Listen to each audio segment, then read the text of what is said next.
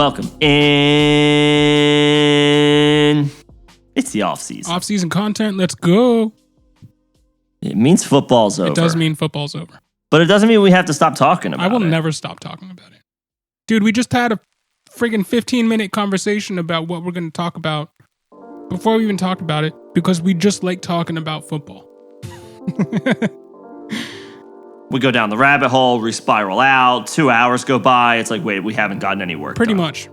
much. That is my life. Par for the course. That's what we do. So today we wanna harken back to one of the first pieces of content either of us ever created. Yeah, it's we put it on the Hall of Fame for us. I think it was the first article you ever did for this podcast. For this podcast, I think it was the first article I ever wrote. It was entitled something along the lines of Christian McCaffrey, 400 touches, he's gonna die soon. I definitely left that second part out. Interpretation.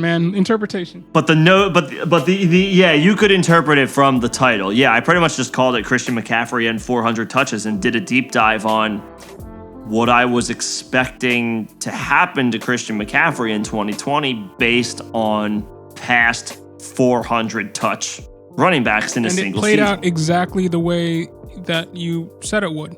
Christian McCaffrey had his first injury-marred season where he really, outside of one game, right?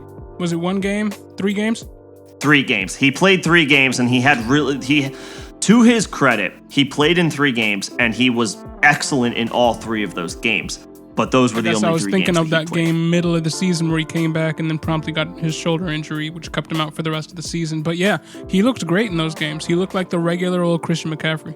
Right. The problem was, I think, the workload from the previous season had taken its toll. And, I don't know if it's like a sports science thing where your body needs to recover or if it's just the ebb and flow of the NFL. It's probably a combination of that plus other factors. But McCaffrey, coming off a massive 400-touch workload in 2019, got injured early, came back to play one more game, and then was done for the rest of the season. And we are hypothesizing that it's going to happen to another high-caliber running back based off of reaching 400 touches the past 2 seasons, which is unheard of. Especially in today's NFL where, backfields typically utilize multiple specialists. One guy is a bruiser, one guy is a scat back, one guy is a pass catcher. You don't see these types of massive workloads anymore outside of maybe 1 to 2 guys every few seasons.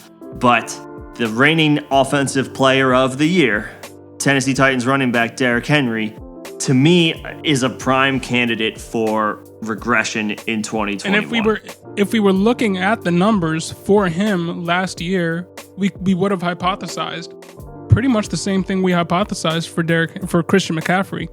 But Derrick Henry just went on to have his best year as a pro and one of the best years of a running back, period, in recent memory, rushing for 2,027 yards and 17 touchdowns on the ground.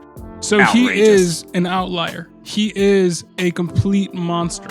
But do you think that he can escape this pitfall for running backs 2 years in a row? So I'm not gonna predict an injury because sometimes it's injury-based, but sometimes it's just straight up the performance goes off a cliff. I am incredibly leery. And, maybe this is my own problem. I've been leery of Derrick Henry most seasons going into the season.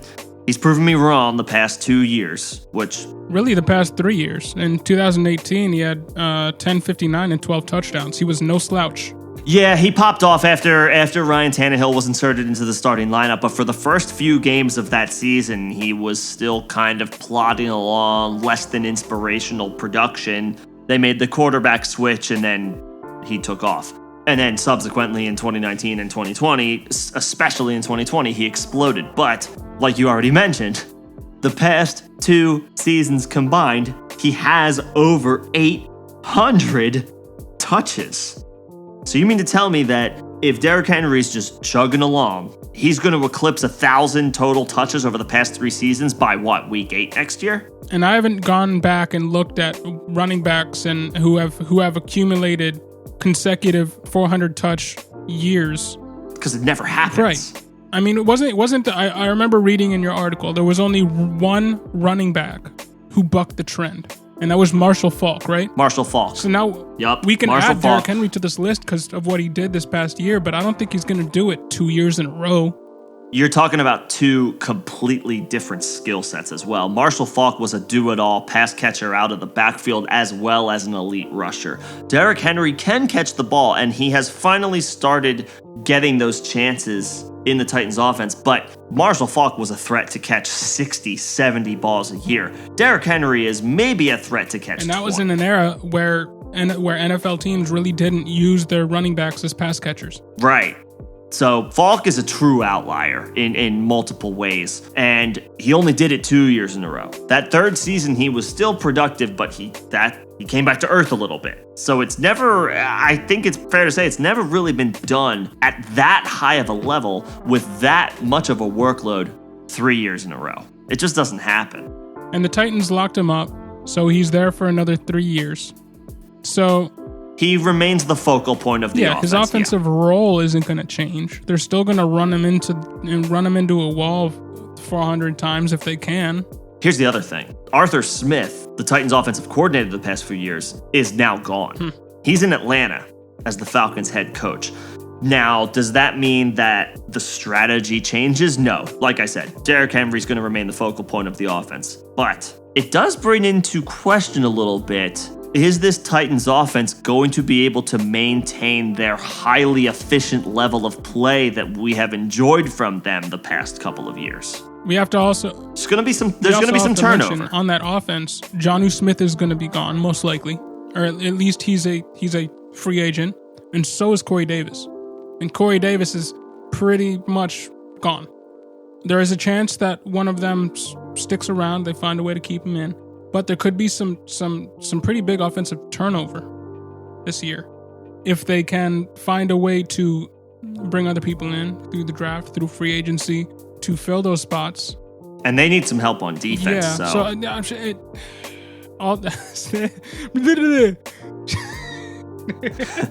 sorry. It happens. So all that to say, I think Derrick Henry could command a little bit more work in the passing game. And if they decided to use him more in the passing game, I think they could keep him healthier for a little bit longer. Or there's also the threat that they could spell him a little bit more. They drafted Darrington Evans. They did. And they have Donta Foreman there. They have Jeremy McNichols they there. have some pieces in there. And if you remember, we keep going back to Christian McCaffrey as the example. Going into 2020, there was a consistent talk about getting McCaffrey more, spelling him more, giving him more breaks. Now, that didn't really happen in the games where he did play. Sometimes that's just coach speak. But when you have a stable of backs like the Titans do, obviously Derrick Henry is the clear top option. None of those guys are any threat whatsoever to supplant him, but could be a way to work in other guys, especially if we're seeing signs of some wear and tear. Maybe Henry's not as efficient on a play-to-play basis as he has been, because again, these massive workloads eventually take their physical toll. Yeah, he's a gigantic human being, but he's still human. Yeah. Still slamming his body into other 250, 300-pound bodies, trying to bring him down to the turf. And I don't know about you. I know NFL players are just built different. Of course. But at age 28, for me at least, and I don't play any contact sports, my back started to hurt. I got a pain in my ankle. I felt like at 27, and I'm an outlier, I guess, maybe, but it kind of felt like I was getting a little old. Yeah, right. At 27, and I couldn't imagine playing in the NFL. We can't compare to what these players do and what they put their bodies through on a day-to-day basis, even in the off season. We can't compare to that. But there's something to be said for trends in the NFL. Oftentimes, history doesn't lie. It often, if anything, repeats itself. I am concerned that we are reaching that point with Derrick Henry, given the history of running backs the following year after a major workload. He's naturally going to be a top 5 pick in a lot of redraft leagues. a lot of best ball leagues, wherever he's eligible to be drafted, he's going to probably go in the top 5. I would proceed with extreme caution there, yeah. So I got a question for you. Just to kind of wrap this up, what do you project from him? Do you think he's going to be hitting 14 games, 16 games? Do you think he'll play in every game? He'll just be working his way through it the whole season? What do you project for him? He's been relatively healthy through his career. He's played most of the career games where he was eligible to play, and he started off kind of as a backup or a complimentary back first couple seasons in the NFL, but he was getting in the games. He was still involved. Now, does that automatically guarantee that he will get through 2021 with a clean bill of health? No, of course not. Injuries pop up and happen for new players all the time who have never gotten injured before. Not going to predict injury, can't predict injury, but given the massive workload over the past 2 seasons and 2,000 yards, again, that's a difficult mountain to reach.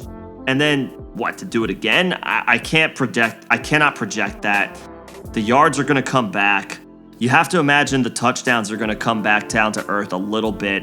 There's going to be, I think, a decline in production. And on top of that, I think the wear and tear is eventually going to catch up to him. I have a hard time at this point today projecting that he will be a positive return on investment as far as being drafted in the top 5. I don't see it. Yeah, I don't either. He's a guy that I initially, before I looked into the numbers, I was like, yeah, rank this guy high. This guy's, in contention with Dalvin Cook right now as far as who I would pick if I was in that spot. He's unreal. I love watching him play. Let's not get that mixed up. Having read that great article that you did last year and seeing it prove out correct, and then looking at doing a deep dive into Derrick Henry's numbers, I'm staying away from him. He was a amazing running back this year. You don't see people hitting 2,000 yards. Even AP only did it once. And he's the only guy that I can think of. Did David Johnson do it, or was that all purpose? All purpose. Right. So I've only seen 2 people do this in all my years of watching football. And I know you've been watching football for a lot longer. Yeah, you got to go back to the early 2000s for it to happen. Look, I know there are some Derrick Henry truthers out there, rightfully so. You are free to disagree. You can let us know on the Face Mask Pod website, on our YouTube channel. You can call us idiots. Well, let's have a conversation. Call Nick an idiot. Don't call me. You can call me an idiot. Yeah. But we can have a discussion about this. We can have a conversation about this. But at the end of the day, I think it's going to be a tough pill to swallow. But if you've got that top 5 pick in 2021 and you're staring at Derrick Henry or any other option below him, I think it's going to ultimately make sense to pivot. It's going to be a ballsy play, but it wouldn't surprise me one bit if that ballsy play paid off. So be wary of the tractorcito. Let us know what you think about in the comment section below. This is the Face Mask Podcast. My name is John Alsace, also here with Nick Payne, and thank you for listening.